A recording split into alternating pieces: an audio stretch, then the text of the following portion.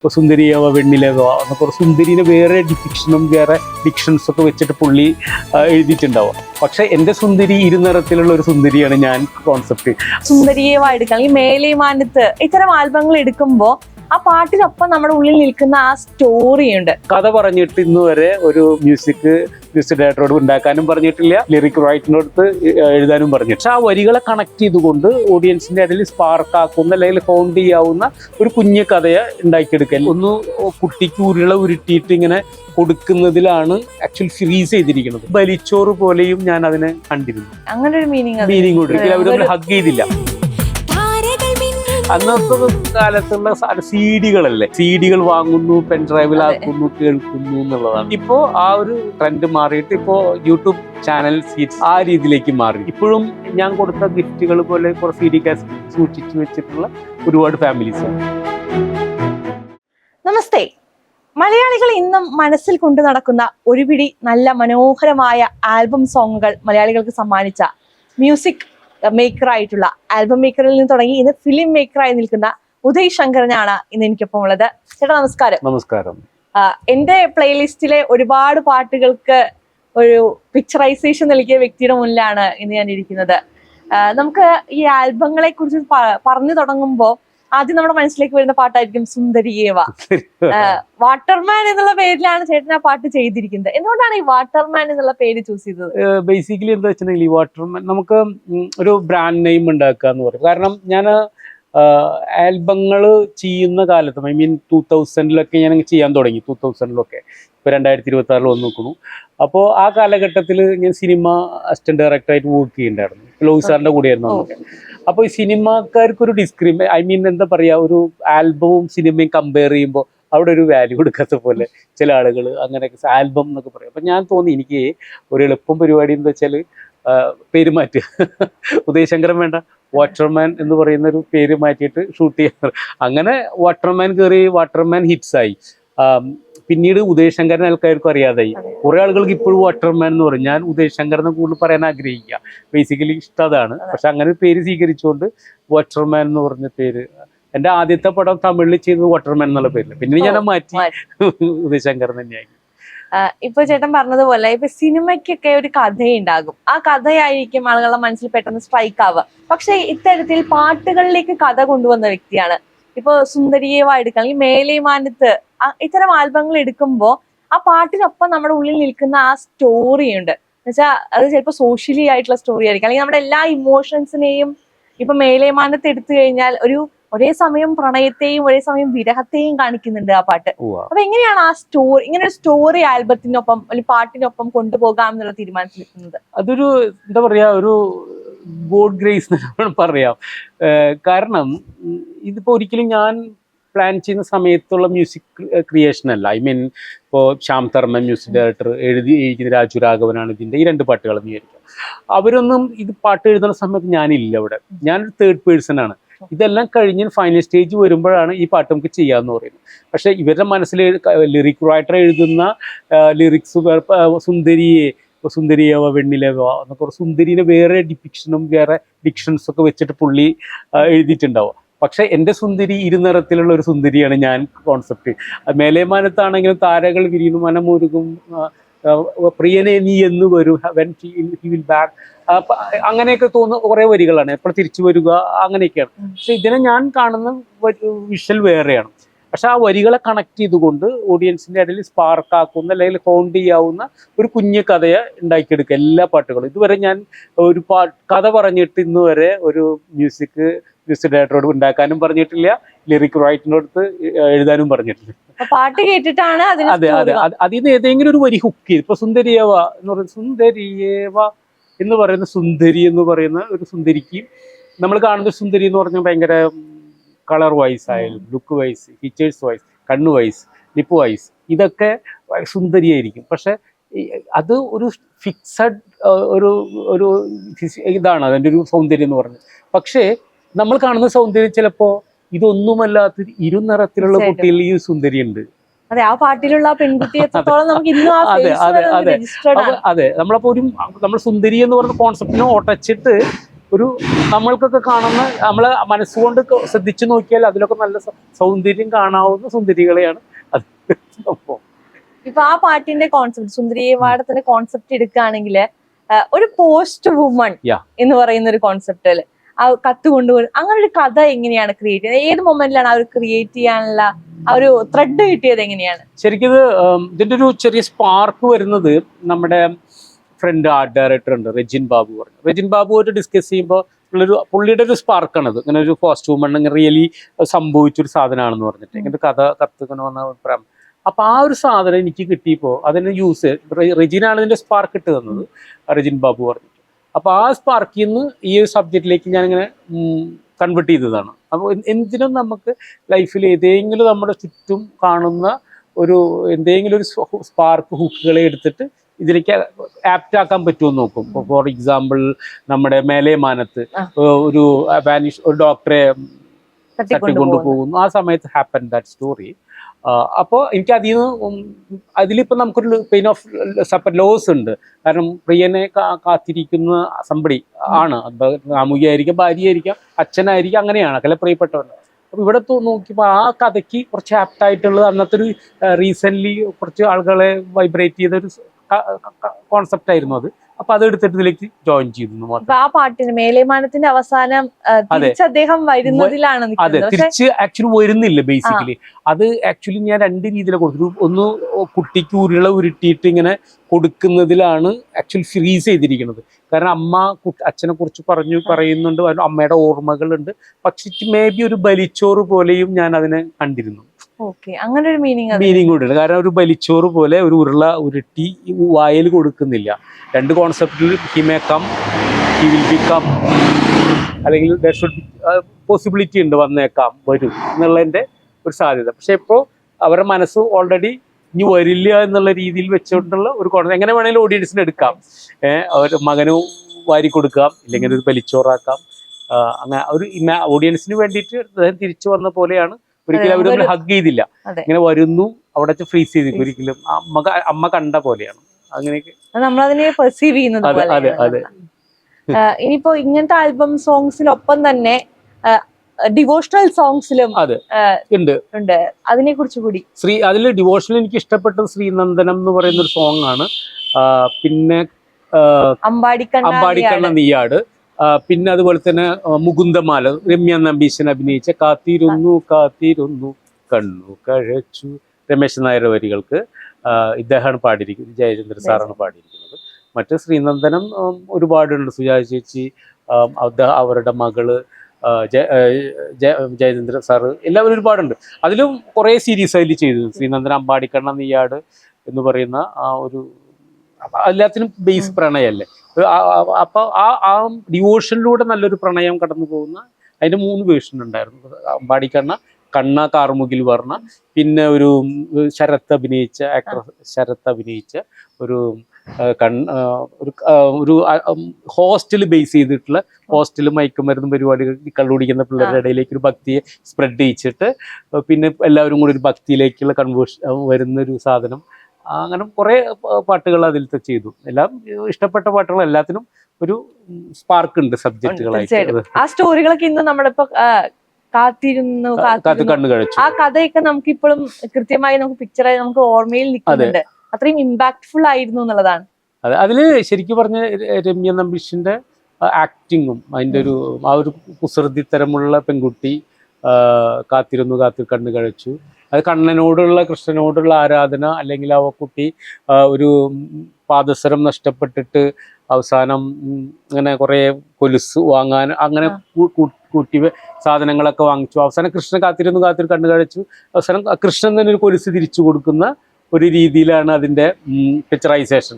അത് ഓൾറെഡി ഇടയിൽ അതിൽ പ്രണയവും പോലൊരു സ്പാർക്ക് ഉണ്ടാക്കിയിട്ടുണ്ട്. അതുപോലെ തന്നെ ഒരു ഭക്തിയുടെ എലമെന്റും കൂടിയിട്ട് ഒരു കൃഷ്ണന്റെ കടന്നുവരവ് എല്ലാവരും ആഗ്രഹിക്കുന്നുണ്ടല്ലോ. കൃഷ്ണൻ ഒരു അപ്പിയർ ആൻഡ് ഡിസപ്പിയർ എന്ന് പറഞ്ഞാൽ ആ ഒരു മായാജാലം എല്ലാത്തിലും ഉണ്ട്. കൃഷ്ണൻ ചെയ്യുന്ന എല്ലാ പാട്ടുകളും കൃഷ്ണൻ കടന്നു വരും. അയ്യപ്പത്തോ ആ പാട്ടിലേക്ക് വരുമ്പോ നമുക്കറിയാം കൃഷ്ണനിൽ നിന്ന് അയ്യപ്പനിലേക്ക് വരുമ്പോൾ വലിയൊരു ചേഞ്ച് ഉണ്ട്. ആ ചേഞ്ചിനെ എങ്ങനെ പെർസീവ് ചെയ്തിട്ട് അങ്ങനെ അതില് കുറെ സോങ്ങുകള് കൊറിയോഗ്രാഫിക് സാധനങ്ങളൊക്കെ ചെയ്തിട്ടുണ്ടായിരുന്നു. MG ശ്രീകുമാർ സാറിൻ്റെ ഇതുണ്ട്. അതിലും അയ്യപ്പൻ്റെ ചെറിയ ഒരു നമ്മുടെ ഒരു എന്താ പറയുക, പുള്ളിയുടെ ഒരു പ്രസൻസ് അതിൽ കൊണ്ടുവന്നിട്ടുണ്ട്. പൂർണ്ണമായിട്ട് അതിലത്തെ ഒരു സ്റ്റോറി എന്ന് അത് കൃഷ്ണന്റെ പേര് പറയാൻ പറ്റുന്ന ഒരു സ്റ്റോറി ബേസ്ഡ് അല്ല അതിലുള്ള. അതിൻ്റെ പാട്ടുകളുടെ സ്വഭാവം കുറച്ചും കൂടി റിതമാറ്റിക് ആയിരുന്നു.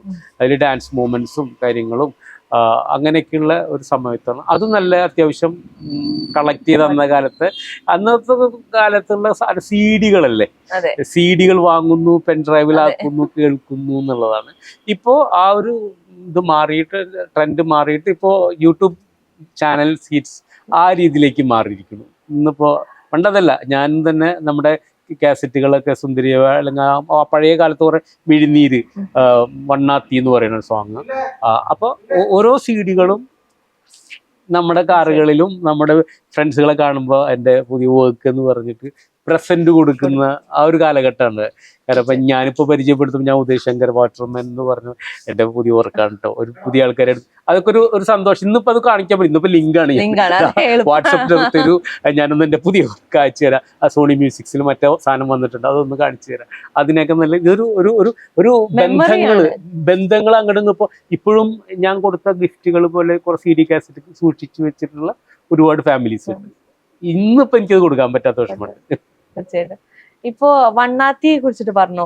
ഈ വണ്ണാത്തിയുടെ കോൺസെപ്റ്റ് എന്ന് പറയുന്നത് ഒരു റെസ്റ്റോറന്റിന്റെ ഉള്ളിൽ നടക്കുന്ന ഒരു കഥയാണ്. അന്നത്തെ കാലത്ത്, ഇന്നത്തെ കാലത്ത് അത് ഭയങ്കര സാധാരണമായി തോന്നുന്നു. പക്ഷെ അന്നത്തെ ഒരു കാലത്ത് അങ്ങനെ ഒരു കോൺസെപ്റ്റ് കുറച്ച് മോഡേണൈസ്ഡ് കോൺസെപ്റ്റ് ആണ്. അപ്പൊ അത് ആളുകൾ ഉൾക്കൊള്ളുമോ എന്നുള്ള പേടി ഉണ്ടായിരുന്നു. കാരണം അതിന് മുൻപുള്ള കഥകളൊക്കെ കുറച്ചുകൂടി ഗ്രാമവുമായി ബന്ധപ്പെട്ടുള്ളതാണ്. പക്ഷെ ഇത് ഭയങ്കര വ്യത്യാസമുണ്ട്. അപ്പൊ അതെങ്ങനെയായിരുന്നു? ആ ഒരു ചേഞ്ചിനെ എങ്ങനെയാണ് നേരിട്ടത്? അതില് ഒരു പ്രണയത്തിന്റെ ഒരു പെയിൻ ഉണ്ടായിരുന്നു ആ പാട്ട്. ആ ഒരു പെയിൻ, ഒരു ഫീൽ അതിലുണ്ട്.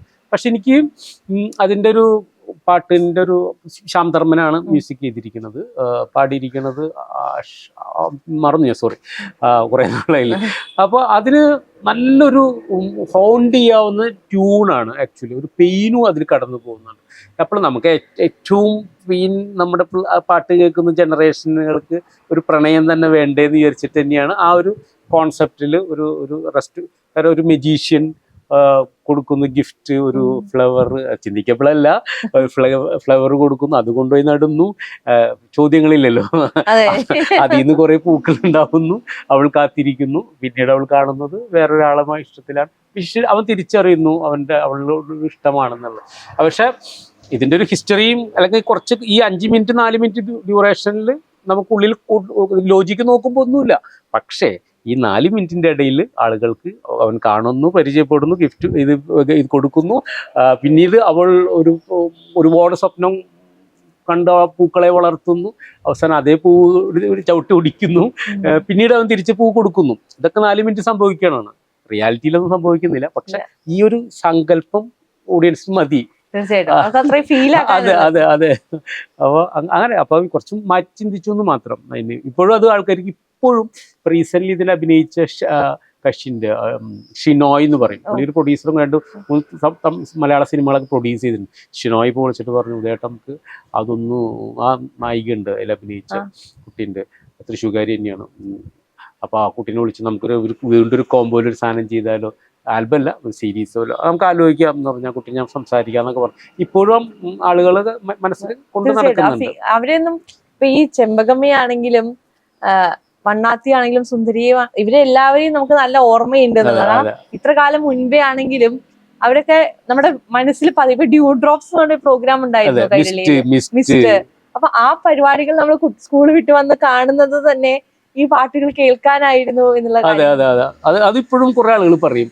സ്കൂൾ വിട്ട് വന്നാൽ നമ്മളുടെ ഫേസ്ബുക്കിലോ ഇവിടേക്ക് കാണുമ്പോൾ നമ്മളെ കുറിച്ച് ആരെങ്കിലുമൊക്കെ എഴുതുമ്പോൾ പറയും, സ്കൂൾ വിട്ട് കഴിഞ്ഞ് 4 മണി ചായയും കഴിഞ്ഞ് TV-യുടെ മുമ്പിൽ കാത്തിരിക്കുന്ന ഒരു 90s കിഡ്സുകൾ ഉണ്ടായിരുന്നു, ആ കാത്തിരിക്കുന്ന അത് അങ്ങനത്തെ ഒരുപാട് കാലഘട്ടങ്ങൾ കടന്നുപോയി. ഇപ്പം അങ്ങനത്തെ സാധനങ്ങളില്ല എന്നൊക്കെ പറയാം. കേൾക്കുമ്പോൾ ഒരു സന്തോഷം, ഒരു കാത്തിരിക്കാന്ന് പാട്ടുകൾക്ക് വേണ്ടിയിട്ട്.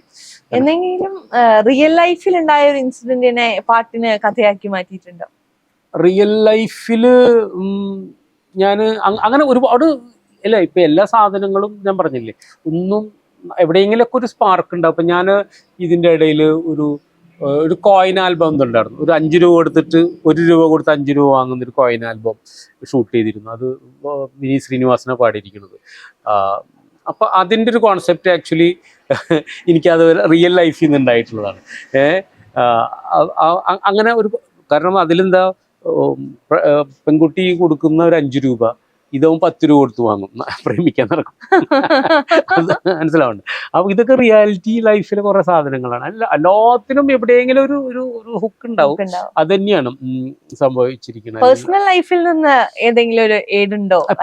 പേഴ്സണൽ ലൈഫിൽ ആക്ച്വലി ഞാൻ ശ്രീനന്ദനം എന്ന് പറഞ്ഞ ആൽബം ഉണ്ടല്ലോ, അമ്പാടിക്കണ്ണ നീയാടുന്നു, ഇത് ആക്ച്വലി എനിക്ക് സംഭവിച്ചതാണ്. എൻ്റെ വൈഫ് ദിവ്യ അവരെ പെണ്ണ് കാണാൻ വേണ്ടി പോണതിന് മുമ്പ് ഈ അവരുടെ ഹൊറോസ്കോപ്പ് ഇതുപോലെ കൃഷ്ണൻ്റെ അവിടെ വെച്ചിരിക്കണു, അങ്ങനെയാണ് വെച്ചിട്ടുണ്ട്. അപ്പോൾ അത് കഴിഞ്ഞിട്ടുള്ള പ്രപ്പോസലാണ് എൻ്റെ. അത് വെച്ചതിന് ശേഷം കാണാൻ വന്ന ആളാണ് ഞാൻ. അപ്പോൾ ആ ഒരു വിശ്വാസം അവരിലേക്ക് വന്നതുകൊണ്ട് ഞാൻ എന്നവരായിട്ട് സന്തോഷമായിട്ട് ജീവിക്കുന്നു, 2 കുട്ടികളുടെ അച്ഛനായിട്ട്. അപ്പൊ ആ ഒരു സാധനം തന്നെയാണ് ശ്രീനന്ദന അമ്പാടിക്കണ്ണനിൽ ആ കുട്ടീൻ്റെ ഹൊറോസ്കോപ്പൊക്കെ എടുത്ത് അവിടെ വെച്ച് തിരിച്ച് ആ ഒരു പേര് കണ്ടിട്ടില്ലേ, അതുമായി കണക്ട് ചെയ്തിട്ട് ഉണ്ടാക്കിയിട്ടുള്ളൊരു സബ്ജക്റ്റ് അത്. ഭാര്യ അതിൽ ദിവ്യ എന്നിട്ടിരിക്കുക, ദിവ്യ എന്നുള്ള വിദ്യ എന്നാക്കിയിരിക്കുക, ഭാര്യയുടെ പേര് ദിവ്യ എന്നാണ്, അതിൽ വിദ്യ എന്നിട്ട്. അപ്പൊ ഇന്നും പുറത്തേക്കൊക്കെ പോകുമ്പോൾ ഈ സോഷ്യൽ മീഡിയയിലൂടെയൊക്കെ സ്ക്രോൾ ചെയ്യുന്ന സമയത്ത് ചെയ്ത പാട്ടുകള് അതിനെക്കുറിച്ച് ആളുകൾ സംസാരിക്കുന്നത് കാണുമ്പോ എന്താ തോന്നാറുള്ളത്? ഒരു സന്തോഷം. ഒരു കാലത്ത് ഇപ്പൊ നമ്മള് ഞാൻ 2000 മുതൽ മ്യൂസിക്കൽ വീഡിയോസ് ചെയ്യുന്ന ഒരാളാണ്, ഇപ്പോഴും ചെയ്യുന്നു. റീസെന്റ് ഇപ്പോൾ ഇറങ്ങാൻ പോകുന്ന യാവും നീയെ എന്ന് പറയുന്ന ഒരു തമിഴ് സോങ് ആണ്. ഇപ്പോഴും ആക്റ്റീവ് തന്നെയാണ് ഞാൻ. മ്യൂസിക്കൽ വീഡിയോസ് സോണി അങ്ങനെയുള്ള ഇതിലേക്കൊക്കെ വേണ്ടിയിട്ട് ചെയ്യുന്നുണ്ട്. പിന്നെ നമ്മുടെ യൂട്യൂബിലേക്കൊക്കെ വേണ്ടി ചെയ്യുന്നുണ്ട്. പണ്ടത്തെ പോലെ ഒരു കച്ചവട ലെവലില്ല, പക്ഷെ അതൊരു കച്ചവടമാണ്. യൂട്യൂബിലും കച്ചവടമാണ്. പക്ഷെ മറ്റേത് അതല്ല, നമ്മളൊരു കുറെ ഒരു സിനിമ ഇറങ്ങുന്ന പോലെയാണ്. കാരണം ആ CD ഇത്ര പ്രിന്റ് അടിക്കുന്നു, 1000-2000 CD അടിക്കുന്നു, ഇതിവിടെ കടകളിൽ കൊണ്ടു കൊടുക്കുന്നു, ആ കടകളിൽ നിന്ന് പോകുന്നുണ്ടോ എന്ന് കണക്കെടുക്കുന്നു. ഇതിപ്പോ നമ്മൾക്ക് വിരൽ തുമ്പിലിരുന്ന എത്ര വ്യൂസായി, പക്ഷെ അത് ജെന്യുവൻ വ്യൂസ് ആയിരിക്കില്ല ചിലപ്പോ. അതൊന്ന് പോസ്റ്റ് ചെയ്ത് കഴിഞ്ഞാൽ മറ്റത് കള്ളം പറയാൻ പറ്റില്ല. ഇത്ര കാസറ്റ് പോയി, ഇത് അവിടെ ഇരിക്കുന്നു കേട്ടോ എന്ന് പറയുമ്പോൾ നമുക്കുള്ള വിറ്റഴിഞ്ഞ് പോകുമ്പോൾ. അപ്പൊ ഇങ്ങനെ ഒരുപാട് ആളുകൾക്കും നമ്മളെ കുറിച്ച് പറയുന്ന, നമ്മുടെ പാട്ടുകളെ കുറിച്ച് പറയുന്നതും പിന്നെ സബ്ജക്റ്റുകളെ കുറിച്ച് ഡിസ്കസ് ചെയ്യുന്നതും എല്ലാത്തിനും ഒരു സബ്ജക്റ്റുകൾ ഉള്ളത് കൊണ്ട് തന്നെയാണ് ആളുകളുടെ മനസ്സിലിരിക്കുന്നത്. ഇപ്പോൾ സുന്ദരീവാണെങ്കിൽ മേലേമാനത്തായാലും വണ്ണാത്തിയായാലും മിഴിനീരാണെങ്കിലും കുങ്കുമം എന്ന് പറഞ്ഞ ആൽബായാലും കുങ്കുമം പുത്തലഞ്ഞി താഴ്വരയിൽ പുത്തിലഞ്ഞി താഴ്വരയിൽ പൂവും ചൂടി കാത്തിരിക്കും, അതില് അതും ഈ പറഞ്ഞ മാതിരി കല്യാണ പെണ്ണ് തമ്മിൽ അവിടുത്തെ പണിയുന്നിരുന്ന ആശേരി പയ്യൻ, അവൻ കട്ടിലുണ്ടാക്കാൻ വേണ്ടി വന്നവൻ പെണ്ണിനെയും കൊണ്ടുപോയി മരം ചാരി നിന്നവൻ ആ കോൺസെപ്റ്റ് ആണ് ബേസിക്കലി. അങ്ങനെയാണ് നമ്മള്. അപ്പൊ കട്ടിലുണ്ടാക്കാൻ വന്ന പെണ്ണിനെയും കൊണ്ടുപോയി ഇങ്ങനെയുള്ള കുറെ അതില് ഉപയോഗിക്കുന്ന പ്രോപ്പർട്ടീസ് അത് നമുക്കറിയാം.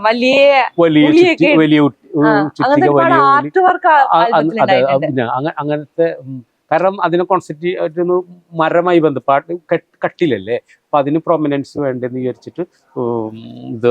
അതുപോലെ തന്നെ നമ്മൾ അതിൽ കുറെ സാധനങ്ങളുണ്ട്. പുള്ളി 500 നോട്ട് കൊണ്ടുവന്നിട്ട് ഭാര്യയ്ക്ക് കൊടുത്തിട്ട് അതിൽ 400 കൊണ്ടു കൊടുക്കുള്ളൂ. 500 രൂപ 500 നോട്ടുണ്ട് അന്ന്, പക്ഷെ 400 കൊണ്ടു കൊടുക്കുള്ളൂ. 100 രൂപ വരുന്ന വഴിയിൽ എവിടെയെങ്കിലും എക്സ്പെൻസ് ചെലവാക്കിയിട്ട് ഭാര്യയ്ക്ക് കൊണ്ടു കൊടുക്കുന്ന സമ്പ്രദായങ്ങൾ അങ്ങനെ കൊണ്ടുവന്നിട്ടുള്ള വഴിച്ചെലവ് എല്ലാം കൂടി. ഞാൻ കിട്ടിയ പെണ്ണിനിത്തിരി ആ പാട്ട് ചെയ്തു അല്ല, ഞാൻ അത് ഇതില്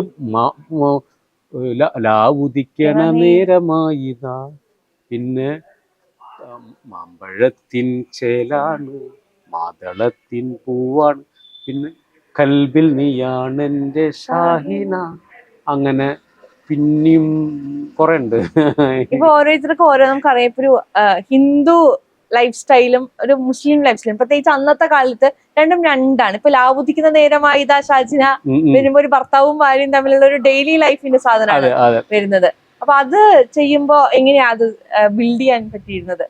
അതില് ശരിക്കും പറഞ്ഞ അതിലൊരു നരേഷൻ ഉണ്ട്. ലാവുദിക്കുന്ന നേരം ഷാഹിദ ഇതില് ഒരു അന്നത്തെ കാലത്ത് ഡയലോഗ് വൈസ് ഞാൻ കൊണ്ടുവന്നത്. ആൽബങ്ങളിൽ പാട്ട് മാത്രമല്ല വരിക, ഒരു അതിൽ ഇൻട്രോ ബീജിയില് ഡയലോഗ്സുകളുണ്ട്. ഷൈന അതോട് എടുത്തിട്ട് വരൂ എന്നൊക്കെ പറഞ്ഞ്. അപ്പോൾ ഡയലോഗുകളും പാട്ടും ബ്ലെൻഡ് ചെയ്തിട്ടുള്ളൊരു ഒരു ഇതാണ് അത് കുറച്ചും കൂടി. അപ്പോൾ ആ ഒരു സാധനം ആളുകൾക്ക് കൂടുതൽ ഡയലോഗ് പറയുമ്പോൾ ചില ഷൈന പേരിലോട്ട് ആ പേര് വിളിക്കുന്നു, ഓരോരുത്തർക്കും ഓരോ രീതിയിലില്ല. മറ്റേത് മാമ്പഴത്തിൻ ചേലാണെന്ന് പറയുന്നത് പ്രായപൂർത്തിയാവാത്ത പെണ്ണിനെ തട്ടിക്കൊണ്ടുപോയി കല്യാണം കഴിച്ചു. അതും റീസെന്റ് ഹാപ്പൻ ദാറ്റ് ടൈം. അപ്പോൾ അതിലും പോലീസ് സ്റ്റേഷനിൽ, മാതൃക പോലീസ് സ്റ്റേഷനിൽ വന്നിട്ട് അവനവൻ്റെ സങ്കടങ്ങൾ പോലീസ് സ്റ്റേഷനിൽ ഞാൻ അവളെ പ്രണയിച്ചു, മറ്റേ അവസാനം അവൾ അങ്ങനെ പോലീസുകാരോട് കൂടിയിട്ട് അവസാനം അവരുടെ അവൻ്റെ വിഷമങ്ങൾ മനസ്സിലായി കൂടെ ഇറക്കി വിടുന്നതാണ് അതിൻ്റെ ഒരു കഥ. മാതൃക പോലീസ് സ്റ്റേഷനിൽ സംഭവിച്ച അത് 2006 2007 തന്നെ. അങ്ങനെ എല്ലാത്തിനും സബ്ജക്റ്റ് തന്നെയാണ് കൂടുതൽ. ഇപ്പോൾ കുറേ ആയപ്പോൾ ഇനി സബ്ജക്റ്റ് പറഞ്ഞു മടുത്തു, ഇനി വേണമെങ്കിലും കുറച്ച് മേക്കിംഗ് സ്റ്റൈലിലേക്ക് ആവാമെന്ന് വിചാരിച്ചു. പക്ഷെ കുറേ ആളുകൾക്ക് അത് ഇഷ്ടപ്പെടും, കുറേ ആളുകൾക്ക് ഇഷ്ടപ്പെടില്ല. അപ്പോഴും പിന്നെ ആലോചിച്ചു ഈ നല്ല കഥ കൂടെ പറയുന്നതാണ് നല്ലതെന്ന് തോന്നുന്നു. ഈ ആൽബം മേക്കിങ്ങിൽ നിന്ന് ഫിലിം മേക്കിങ്ങിലേക്ക് ഉള്ള ട്രാൻസിഷൻ അതെങ്ങനെയുണ്ടായിരുന്നു? അത് ആക്ച്വലി ഞാൻ 2 പടം ഡയറക്റ്റ് ചെയ്തിട്ടുണ്ട് തമിഴിൽ. വിരുന്താളി എന്ന് പറഞ്ഞൊരു പടം, കൊഞ്ചം കൊഞ്ചം എന്ന് പറഞ്ഞ പടം. വിരുന്താളി ഞാൻ ലോഹി സാറിൻ്റെ കൂടെ അസിസ്റ്റൻ്റ് ആയിട്ട് വന്നു, അസോസിയേറ്റ് ആയിട്ട് വർക്ക് ചെയ്തു. ലോഹി സാറും മരിച്ചതിന് ശേഷമാണ് ഞാൻ സിനിമയെ കുറിച്ച് ചിന്തിക്കുന്നത്. അതുവരെ എനിക്കൊരിക്കലും ഒരു ഇൻഡിപെൻഡൻ്റ് ആയിട്ട് സിനിമ ചെയ്യണമെന്നോ അങ്ങനെയുള്ള ആളായിരുന്നില്ല. സാറിൻ്റെ കൂടെ ഇങ്ങനെ അസിസ്റ്റൻ്റ് ചെയ്യണം, ഇങ്ങനെ പോകണം, കുറേ സിനിമകൾ പഠിക്കണം എന്നുള്ള രീതിയിലാണ്. അപ്പോൾ സാറ് മരിച്ചതിന് ശേഷമാണ് ഞാൻ പോയി തമിഴിൽ ചെയ്തത്. പക്ഷേ ഇതിൻ്റെ സ്പാർക്കും എൻ്റെ ആൽബങ്ങളിൽ നിന്ന് എടുത്ത സ്പാർക്കാണ് വിരുന്താളി സിനിമ, ആദ്യത്തെ സിനിമ. രണ്ടാമത്തേത് പിന്നെ കുറച്ചും കൂടി എൻ്റെ ലൈഫിൽ നടന്ന കുറേ കാഴ്ചകൾ കണ്ട അതിൽ നിന്ന് ഉണ്ടാക്കിയിട്ടുള്ള സിനിമയാണ്. പിന്നെ ഇപ്പോൾ റീസെൻ്റ്ലി ഒരു ലവ് റിംഗ് എന്ന് പറഞ്ഞിട്ട് ഒരു യൂട്യൂബ് ഹിറ്റാണ്, തമിഴാണ്. ഒരു ഷോർട്ട് മൂവി ചെയ്തു. എന്തെങ്കിലുമൊക്കെ ചെയ്തുകൊണ്ട് നമ്മൾ സിനിമ ചെയ്തു എന്ന് പറഞ്ഞിട്ട് ആൽബം ചെയ്യാതിരിക്കുന്നില്ല. നമ്മൾ ആൽബത്തിൽ നിന്ന് വന്ന ആളെ സിനിമ ചെയ്യുന്നു. ഇപ്പോഴും ഷോർട്ട് മൂവികൾ നല്ല കോൺസെപ്റ്റ് കിട്ടിയാൽ അത് ചെയ്യും. നമ്മളെപ്പോഴും ആക്റ്റീവ് എന്ന് പറയാം. നമ്മളെ ഉള്ളിലുള്ള സാധനങ്ങൾ പ്രകടിപ്പിക്കുക എന്നുള്ളതാണ്. ഇപ്പോ ഈ സിനിമകളിലേക്ക് വരുമ്പോൾ ലോഹിത്ദാസ് സാറിന്റെ കൂടെ വർക്ക് ചെയ്യുക അതെന്ന് പറയുന്നത് വലിയൊരു ഭാഗ്യമാണ് ലൈഫില്. നമുക്ക് ഒരുപാട് പാഠങ്ങൾ പഠിക്കാൻ പറ്റിയൊരു ഇടമാണ്. പിന്നെ അത്രത്തോളം ലെജൻഡായ ഒരു വ്യക്തിയുടെ കൂടെയുള്ള ദിവസങ്ങള്, ആ ഒരു അനുഭവങ്ങൾ എങ്ങനെയായിരുന്നു? സാറിന്റെ കൂടെ ഞാൻ കസ്തൂരിമാൻ മുതലാണ് എൻട്രി ആവണം. സാർ മരിക്കുന്നവരെയുള്ള സിനിമകളിൽ, പിന്നെ നിവേദ്യം വരെ സാർ കാണുന്ന കഥാപാത്രങ്ങൾ, ഇത് പുള്ളിയുടെ അനുഭവത്തിൽ നിന്നും കാഴ്ചകളിൽ നിന്നൊക്കെയുള്ള സ്പാർക്ക് വരുന്ന ആളുകളെ ഉരുട്ടിയെടുത്ത് ഒരു കഥയിലേക്ക് കൊണ്ട് പോസ്റ്റ് ചെയ്യുന്നു. പിന്നെ അവരുടെ ഹിസ്റ്ററി എന്താണെന്നും എല്ലാ കഥാപാത്രങ്ങൾക്കും ഹിസ്റ്ററി ഉണ്ട്. ഉദയശങ്കരൻ എന്താണ്, ഉദയശങ്കരൻ്റെ ഫ്ലാഷ് ബാക്കാണ്, അച്ഛൻ, അമ്മ, അയാളുടെ ക്യാരക്ടർ, ഇതൊക്കെ വ്യക്തമായ ധാരണ ഉണ്ടാവും. എല്ലാ കഥാപാത്രങ്ങൾക്കും ഒരു ലൈഫ് ഉണ്ടാവും. വെറുതെ ഒരു കഥാപാത്രം കടന്നു പോവാറില്ല. ആ സിനിമയായിട്ട് ബന്ധപ്പെട്ട ആളുകളായിരിക്കും അതിൽ ചർച്ചാ വിഷയം അല്ലെങ്കിൽ കടന്നു പോക്ക്. അതിനെ കുറിച്ചിട്ടൊക്കെ വ്യക്തമായ ധാരണ, പിന്നെ എങ്ങനെ ഒരു ക്യാരക്ടറിനെ ഉണ്ടാക്കി അവൻ്റെ ഒരു സ്വഭാവം അല്ലെങ്കിൽ അതിൻ്റെ ഒരു ഹിസ്റ്ററിയൊക്കെ പറയണം, അതിൻ്റെ ഒക്കെ വ്യക്തമായിട്ട് പഠിക്കാൻ പറ്റി. ഇപ്പം സാറിൻ്റെ കൂടെ ചേർന്ന് അസിസ്റ്റ് ചെയ്യാൻ തുടങ്ങിയതിന് ശേഷമാണ് ഞാൻ ഈ സുന്ദരിയൊക്കെ ചെയ്യണത്. കസ്തൂരിമാൻ 2004 ആണ് ഇതാവണത്. അപ്പം അതിന് മുമ്പൊക്കെ ഞാൻ ഹിന്ദി ആൽബമൊക്കെ ചെയ്തിട്ടുണ്ട്. പക്ഷെ ഹിന്ദി ഒക്കെ ചെയ്തിട്ടുണ്ട്. പക്ഷെ അതിനൊന്നും ഭയങ്കര കഥകളൊന്നുമല്ല പറഞ്ഞു. ഈ സാറിൻ്റെ കൂടെയുള്ളൊരു അസിസ്റ്റൻസിന് ശേഷമാണ് കുറച്ചും കൂടി കഥകൾ ചെയ്തിട്ട് പാട്ടുകൾ ചെയ്യാമെന്ന് ഒരു ആലോചന വന്നത്. Otherwise I'm not working with him. ഞാൻ ചിലപ്പോൾ ഇങ്ങനൊരു കഥ പറയുന്ന മ്യൂസിക് ഡയറക്ടർ, ആൽബം മേക്കർ ആയിരിക്കില്ല. നോർമലി പറഞ്ഞു പോകുന്ന ഒരു ആളായിരിക്കും ചിലപ്പോൾ. സാറ് ചേട്ടൻ ചെയ്ത ആൽബങ്ങൾ കണ്ടിട്ട് അതിനെ കുറിച്ചിട്ട് പറയാറുണ്ടോ, സംസാരിക്കാറുണ്ടോ? എൻ്റെ ഒരു ആദ്യത്തെ ഒരു ആൽബം, 2 ആൽബം സാറ് കണ്ടിട്ടുണ്ട്. അങ്ങനെ കാണിച്ചു കൊടുത്തിട്ടാണ് ഞാൻ അസിസ്റ്റന്റ് ഡയറക്ടറായിട്ട് കസ്തൂരിമാനിൽ ജോയിൻ ചെയ്യണത്. അതിന് കാരണക്കാരനായത് വിനോദ് ഗുരുവായൂർ എന്ന് പറയുന്ന ഒരു ചേട്ടനാണ്. അദ്ദേഹമാണ് എന്നെ സാറിൻ്റെ അടുത്തേക്ക് കൊണ്ടുവന്നതും എൻ്റെ ആൽബങ്ങൾ കണ്ടിട്ട് സാറിൻ്റെ കൂടെ വർക്ക് ചെയ്യുന്ന ആളുകളായ എല്ലാവർക്കും ഒരു പ്രത്യേക പ്രൊഫഷൻ. ഇപ്പോൾ ഒരാൾ നാടകത്തിൽ വർക്ക് ചെയ്യണു, ഞാൻ മ്യൂസിക്കൽ വീഡിയോ ചെയ്യുന്നു, ഒരാൾ എല്ലാത്തിനും ഓരോ ക്രിയേറ്റീവായിട്ടുള്ള ജോബ് കൈകാര്യം ചെയ്യുന്ന ആളുകളാണ്. അല്ലാണ്ട് ഈ പണി കഴിഞ്ഞാൽ വെറുതെ വീട്ടിൽ പോയിരിക്കുന്ന ആൾക്കാരല്ല. എന്തെങ്കിലും ഇത് സാറിൻ്റെ കൂടെ പടം ഇല്ലെങ്കിൽ സാറ് ചിലപ്പോൾ വർഷത്തിൽ ഒരു പടമോ 2 പടമൊക്കെ ചെയ്തൊക്കെ ചിലപ്പോൾ 3 വർഷത്തിൽ 2 വർഷത്തിനൊക്കെ ചെയ്യും. പക്ഷെ അതുവരെ നമ്മളും കൂടി ജീവിച്ചു പോകുന്ന അതും കൂടി സാറ് നോക്കാറുണ്ട്. ഉദയനായാലും പറയും, ഉദയനിപ്പോൾ അത് കഴിഞ്ഞാലും ആൽബം ഉണ്ടല്ലോ, അല്ലെങ്കിൽ മറ്റേ ഈ മനോജ് ആയാലും നാടകങ്ങൾ പരിപാടി ഉണ്ടല്ലോ, അങ്ങനെ ഓരോരുത്തരും വർക്ക് ചെയ്യുന്ന അതും കൂടി സാറ് നോക്കാറുണ്ട്. അല്ല ഒരു പണിയില്ലാതെ അടക്കം സിനിമയ്ക്ക് വേണ്ടി സാറ് ചിലപ്പോൾ കൂടെ നിർത്താൻ, കാരണം ഇതിനെ ഡിപ്പെൻഡ് ചെയ്ത് എപ്പോഴും നിൽക്കാൻ പറ്റില്ല. ഇപ്പൊ സാറ് പറയുന്നൊരു കാര്യമാണ്. സാറിൽ നിന്ന് പഠിച്ച ഏറ്റവും വലിയ പാഠം എന്തായിരിക്കും? സാറിനെ തന്നെ പഠിച്ചു. എന്താ വെച്ചാല് നല്ല മനസ്സുള്ള ആള്, നല്ല പച്ച മനുഷ്യൻ, നന്മകളെ തിരിച്ചറിയുന്ന ഒരു വ്യക്തി, നല്ലതിനു വേണ്ടി ജീവിക്കുക, നല്ല കാര്യങ്ങൾ ചിന്തിക്കുക, എല്ലാം നല്ലത് സംഭവിക്കട്ടെ എന്ന് പറയുന്നൊരു പോസിറ്റീവ് തോട്ട്സ്, ആർക്കും ദ്രോഹം ചെയ്യാത്ത ഒരു മനുഷ്യൻ. അത് കഴിഞ്ഞ് ഇപ്പോ റസൂൽ പൂക്കുറ്റി സാറിന്റെ കൂടെ ഞാനത് കഴിഞ്ഞിട്ട് എൻ്റെ 2 പടം ഡയറക്റ്റ് ചെയ്തതിന് ശേഷം സാറ് അഭിനയിച്ചൊരു സിനിമ ഉണ്ടായിരുന്നു. ഐ മീൻ തമിഴിൽ അതിൻ്റെ പേര് ഒരു കഥയെ ചൊല്ലട്ടുമോ, മറ്റേത് സൗണ്ട് സ്റ്റോറി പറഞ്ഞിട്ട്.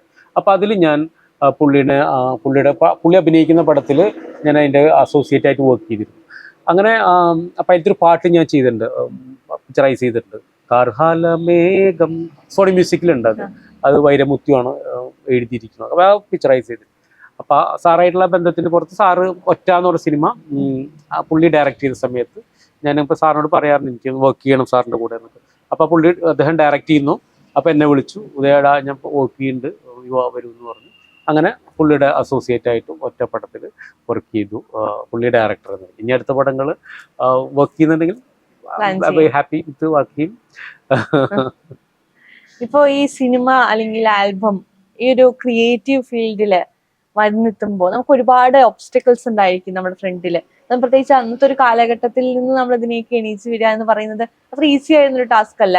കാരണം നമുക്ക് അത്രത്തോളം ഇൻകം ഉണ്ടായിരുന്ന ഒരു കാലത്തല്ല ചേട്ടൻ ഇത് തുടങ്ങി വെക്കുന്നത്. ഇന്നത്തെ പോലെ അല്ലല്ലോ. അപ്പൊ എങ്ങനെയാണ് ഇതാണ് എന്റെ മേഖല, ഇതിനു വേണ്ടിയാണ് ഞാൻ വർക്ക് ചെയ്യേണ്ടത് എന്നുള്ള ഡിസിഷനിലേക്ക്? ഇതിന് ശിബി ഒറ്റ ഉത്തരം എന്ന് പറഞ്ഞ പാഷൻ എന്ന് പറയാം. കാരണം താങ്കൾ പറഞ്ഞ പോലെ വലിയ ഇൻകം ഒന്നും അന്ന് ചെയ്യുന്ന സമയത്ത് ശമ്പളം പറഞ്ഞിട്ട് എൻ്റെ ശമ്പളം ഇത്രയാണ് എന്ന് പറഞ്ഞിട്ട് നമ്മളുടെ ആ ഹിറ്റ് അടിക്കുന്ന കാലഘട്ടങ്ങളിൽ ഇത്ര ശമ്പളം എന്ന് നമുക്ക് പറയാം. അവർ തരുന്നത് വാങ്ങുക എന്നുള്ളതാണ്. നമുക്ക് അപ്പോഴും നമ്മളുടെ ഉള്ളിലുള്ള കലകൾ അല്ലെങ്കിൽ പാഷനുകളൊന്ന് പുറത്ത് കൊണ്ടുവരാനുള്ള ആ ഒരു ആഗ്രഹങ്ങളില്ലേ, അതുമാത്രമാണ്. പക്ഷെ അത് ആ ഒരു പാഷനുള്ളത് കൊണ്ട് നമ്മൾ പിടിച്ചു നിന്നു. പക്ഷെ ഇപ്പം അതിന് ശേഷം ഉള്ളതിന് കുറേ ഹിറ്റുകൾക്ക് ശേഷം ലോയി സാറ് പറഞ്ഞ മാതിരി ആദ്യം ഇങ്ങനെ നമ്മൾ നല്ലത് ചെയ്തു കൊടുക്കുക, പിന്നീട് നമ്മളെ തേടി കുറേ ആളുകൾ വരും. അതേപോലെ നമ്മൾ കുറേ സാധനങ്ങൾ ചെയ്തു, പൈസ ഇല്ലെങ്കിൽ നമ്മളെ തേടി കുറേ ആളുകൾ വന്നു. അപ്പോൾ പിന്നെ നമുക്ക് പറയുന്നു ശമ്പളം വേണം എന്നുള്ള. അതങ്ങനെ പിടിച്ചു നിന്നുകൊണ്ട്, അതർവൈസ് ഞാൻ അങ്ങനെ പിടിച്ചു നിന്നില്ലായിരുന്നെങ്കിൽ നമുക്ക് ചിലപ്പോൾ കാശ് എനിക്ക് ഇത് ചെയ്യണമെങ്കിൽ ഇത്ര കാശ് വേണമെന്ന് പറഞ്ഞാൽ ചിലപ്പോൾ ഞങ്ങൾക്ക് സാധ്യതകൾ കുറവായിരിക്കും. ഞാനിപ്പോഴും പറയും നമ്മൾക്ക് ഇഷ്ടപ്പെട്ടൊരു മേഖലയിലേക്ക് എത്താൻ വേണ്ടിയിട്ട് ഒരുപാട് സാക്രിഫൈസ് ചെയ്യണം, പട്ടിണി കിടക്കണം, കാശില്ലാണ്ട് ബുദ്ധിമുട്ടിയിട്ടുണ്ട്, ആരും നമ്മളെ സഹായിച്ചിട്ടില്ല, പിടിച്ചു നിന്നു. ഇപ്പം കല്യാണം കഴിയണത് തന്നെ ആക്ച്വലി ഈ ആൽബം മേക്കർ എന്നുള്ള രീതിയിലാണ് പെണ്ണ് കിട്ടുന്നത്. എനിക്ക് സിനിമാക്കാരനല്ല, ആൽബം മേക്കർ എന്ന നിലയ്ക്കാണ്.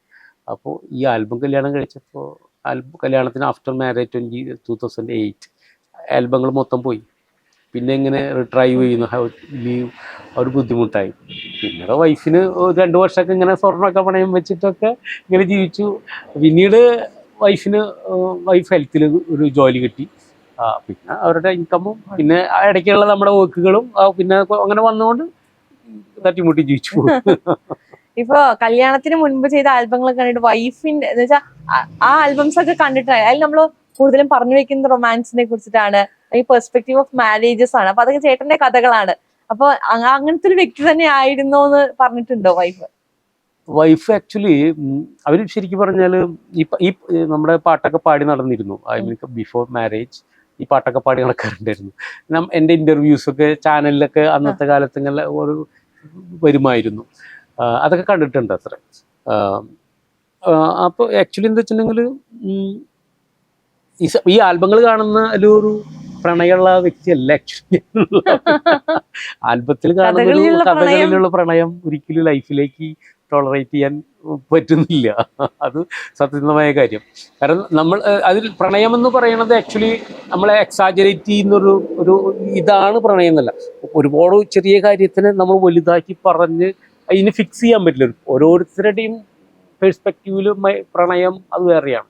താങ്കൾ കാണുന്ന ഒരു പ്രണയത്തിൻ്റെ ഒരു ഇതും പുസ്തകം വായിക്കുന്ന പോലെയാണ്. ഓരോരുത്തരും കൺസീവ് ചെയ്യുന്ന പോലെ ഞാൻ കാണുന്നു, അവർ കാണുന്ന പല രീതിയിൽ. അപ്പോൾ ഇതിനൊന്നും ഒരു ഫിക്സഡ് ആയിട്ടൊരു ഒരു ലിമിറ്റേഷൻ ഇല്ല.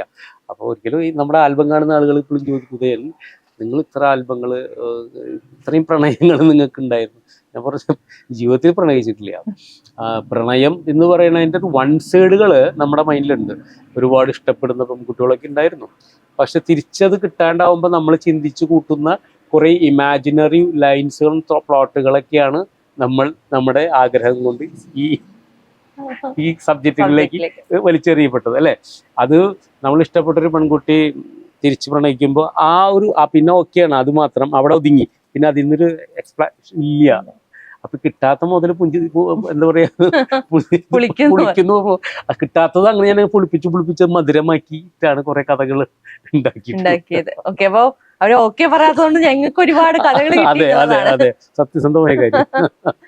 ഇപ്പൊ നമ്മള് ഈ ഇപ്പൊ ചേട്ടൻ പറഞ്ഞല്ലോ പ്രണയം ഭയങ്കര എക്സാജറേറ്റഡ് ആണ്. ഇപ്പൊ ചേട്ടന്റെ ആൽബങ്ങൾ തന്നെ എടുക്കുകയാണെങ്കിൽ അന്നത്തെ കാലത്ത് നമ്മൾ ആ സിനിമ ആൽബംസ് കാണുമ്പോ ഒരു കുട്ടി എന്ന നിലയ്ക്ക് ഓക്കെ അപ്പൊ ഇതാണ് ലവ് എന്ന് പറഞ്ഞു കൊടുക്കുന്നത് ചേട്ടനാണ് അല്ലെ. നമ്മൾ ആ സിനിമയിൽ ഇപ്പൊ ആ കോഫി കൊണ്ടു കൊടുക്കുമ്പോ വണ്ണാത്തിയിൽ ആ പൂ കൊടുക്കുന്നത് കാണും. ഓക്കെ, പൂ കൊടുക്കുമ്പോ സ്നേഹമുണ്ട്. അതല്ലെങ്കിൽ ആ കത്ത് ആ പെൺകുട്ടിയെ കാണാൻ വേണ്ടി സുന്ദരിയെ അയാൾ കത്ത് കൊണ്ടുപോയി പാലക്കാട് വരെ ഓരോ പോസ്റ്റ് ഓഫീസും തെരഞ്ഞ് പോകുന്ന ഇപ്പോഴത്തെ ന്യൂജൻ നടന്മാരെ പോലെ അവളെ തേടി പോകുന്ന യാത്ര. ഇത് അന്ന് post office to post office to post office to, അത് റയർലി വളരെ അപൂർവമല്ലേ ലേഡി.